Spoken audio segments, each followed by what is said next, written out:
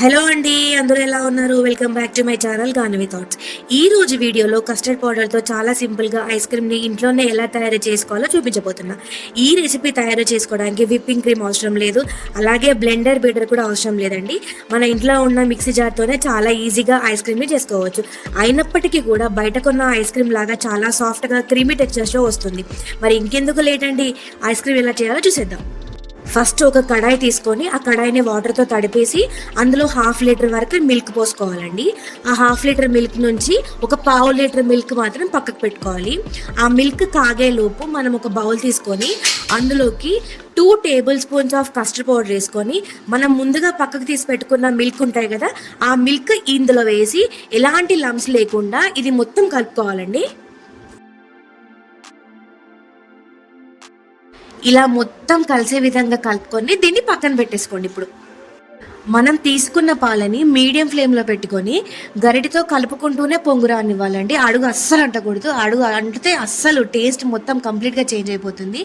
కాబట్టి ఆ పొంగు వచ్చేంత వరకు, పైన మీగడ కట్టకుండా పొంగు వచ్చేంత వరకు మనం గరిటతో కలుపుకుంటూనే దాన్ని బాయిల్ చేసుకోవాలి మిల్క్ అనేవి. పాలు మరుగుతున్న టైంలో 1/2 కప్ షుగర్ కన్నా 2 టేబుల్ స్పూన్స్ ఎక్కువ షుగర్ వేసుకొని ఆ షుగర్ అంతా మెల్ట్ అయ్యేలాగా కలుపుకోవాలండి. అది కూడా మొత్తం మీడియం ఫ్లేమ్లో చేసుకోవాలి. ఇప్పుడు షుగర్ అంతా మెల్ట్ అయిపోయిన తర్వాత మనం ముందు కస్టర్డ్ పౌడర్తో కలుపుకున్నాం కదండి, ఆ మిక్చర్ మొత్తం ఈ మిల్క్లో వేసేసి కంప్లీట్గా సిమ్లో పెట్టేసేయాలండి. ఎందుకంటే ఈ మిక్చర్ వేసిన వెంటనే పాలనేవి చిక్కబడడం స్టార్ట్ అవుతాయి. కాబట్టి అడగంటకుండా మొత్తం సిమ్లో పెట్టేసుకొని మంచిగా కలుపుకోవాలి. ఇలా థిక్ కన్సిస్టెన్సీ వచ్చిన తర్వాత స్టవ్ ఆఫ్ చేసేసుకోవాలండి. స్టవ్ ఆఫ్ చేసుకున్నాక ఈ మిశ్రమంని కంప్లీట్గా చల్లార్చుకోవాలి. కంప్లీట్గా చల్లగా అయిపోయిన తర్వాత మాత్రమే వెనిలా ఎసెన్స్ అనేది వేసుకోవాలండి. 2 టేబుల్ స్పూన్స్ వెనిలా ఎసెన్స్ వేసుకోవాలి. ఇంత టేస్టీ రెసిపీ మీతో షేర్ చేసుకున్నా కదండి, ఒక లైక్ చేయండి. ఇప్పుడు దీన్ని ఒక మిక్సీ జార్లో వేసుకొని ఫ్రెష్ క్రీమ్ వేసుకొని మంచిగా మిక్స్ చేసుకోవాలండి. ఫ్రెష్ క్రీమ్ మనకి ఒక 1 కప్ ఆఫ్ ఫ్రెష్ క్రీమ్ పడుతుందండి. మీకు ఫ్రెష్ క్రీమ్ అవైలబుల్ లేదు అంటే ఇంట్లో అప్పటికప్పుడు తీసిన మీగడ ఉంటుంది కదా, ఆ మీగడ 1 కప్ వేసుకున్నా కూడా టేస్ట్ సేమ్ అలానే ఉంటుందండి. నార్మల్గానే పిల్లలకి ఐస్ క్రీమ్స్ అంటే చాలా ఇష్టం. దాంట్లో సమ్మర్ హాలిడేస్ ఇచ్చిన తర్వాత, హాఫ్ డే పిల్లలు స్కూల్కి వెళ్ళి వచ్చిన తర్వాత ఏదో ఒకటి తినాలనిపిస్తూ ఉంటుంది. ఈ టైంలో మీరు ఇలా హోమ్ మేడ్ ఐస్ క్రీమ్ చేసి పెట్టండి.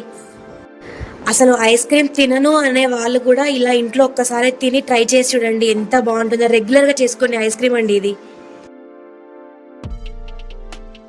మధ్య మధ్యలో ఆపుకుంటూ ఒక 2 నుంచి 3 సార్లు వరకు మిక్సీ చేసుకోవాలండి. ఇలా మధ్య మధ్యలో ఆపుకుంటూ మిక్సీ చేసుకున్న తర్వాత మనం క్యాప్ ఓపెన్ చేసి చూస్తే మనకి ఇట్లా క్రీమీ ఫామ్ లాగా కనిపిస్తుందండి. ఈ క్రీమీ కన్సిస్టెన్సీ వచ్చిన తర్వాత మనం ఐస్ క్రీమ్ బౌల్లో కానీ ఎయిటెడ్ బాక్స్లో కానీ వేసేసుకొని దాన్ని డీప్ ఫ్రిడ్జ్లో మనకి ఒక 3 to 5 అవర్స్ మాత్రం పెట్టుకోవాలి. లేదు మీకు టైం ఉందనుకుంటే మాత్రం కంప్లీట్గా ఓవర్ నైట్ పెట్టేసేయండి ఫ్రిడ్జ్లో. అట్లా ఓవర్ నైట్ పెట్టిన తర్వాత మనం నెక్స్ట్ డే చూస్తే కొంచెం థిక్ కన్సిస్టెన్సీ లాగా కనిపిస్తుందండి. ఈ టైంలో ఉన్నప్పుడు మళ్ళీ మనం మిక్సీ జార్లోకి వేసుకొని మళ్ళీ ఆపుకుంటూ కనీసం ఒక 5 minutes పాటు బ్లెండ్ చేసుకోవాలండి. ఇలా బ్లెండ్ చేసుకున్న మిశ్రమాన్ని మనం ఎందులో అయితే ఐస్ క్రీమ్ చేసుకోవాలనుకుంటున్నామో ఆ మౌల్డ్స్లో వేసి పెట్టేసుకోండి. లేదు అనుకుంటే ఏదైనా స్టీల్ బాక్స్లో కానీ ఏదైనా గ్లాస్ జార్లో కానీ వేసేసుకొని డీప్ ఫ్రీజ్లో పెట్టేసుకోండి. ఒక 9 hours పెట్టేసుకోండి, సరిపోతుంది. లేదు అనుకుంటే సేమ్ యాజ్ టీస్ ఇది కూడా ఒక ఓవర్ నైట్ పెట్టేసుకోండి, పర్ఫెక్ట్గా వస్తుంది.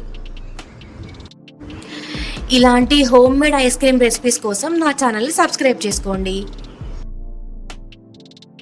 మీరు ఒకవేళ ఐస్ క్రీమ్ మౌల్స్లో వేసుకుంటే మాత్రము ఆ ఐస్ క్రీమ్ బయటకు తీసిన తర్వాత ఒక 2 minutes ఆగండి. ఆగిన తర్వాత ఒక గ్లాస్ ఆఫ్ వాటర్ తీసేసుకొని ఆ గ్లాస్ వాటర్లో ఒక 2 seconds డిప్ చేయండి. చేసిన తర్వాత స్లోగా ఐస్ క్రీమ్ని తీయండి. ఫ్రిడ్జ్ నుంచి తీసిన వెంటనే ఐస్ క్రీమ్ తీస్తే రాదండి, అది దానికే అతుకపోతుంది. ఇలాంటి చిన్న చిన్న టిప్స్తో ఇంట్లోనే ఈజీగా ఐస్ క్రీమ్ చేసుకొని మీ సమ్మర్ని ఎంజాయ్ చేయండి. మీరు ఇలాంటి home made ice cream recipes ఏమైనా చేసి ఉంటే నాతో షేర్ చేసుకోండి. ఈ వీడియో ఇక్కడ వరకు చూసినందుకు థ్యాంక్ యూ సో మచ్. ఈ వీడియో కనుక మీకు నచ్చినట్టయితే మీ ఫ్రెండ్స్ అండ్ ఫ్యామిలీకి షేర్ చేయండి. నెక్స్ట్ వీడియోలో కలుసుకుందాం. టాటా.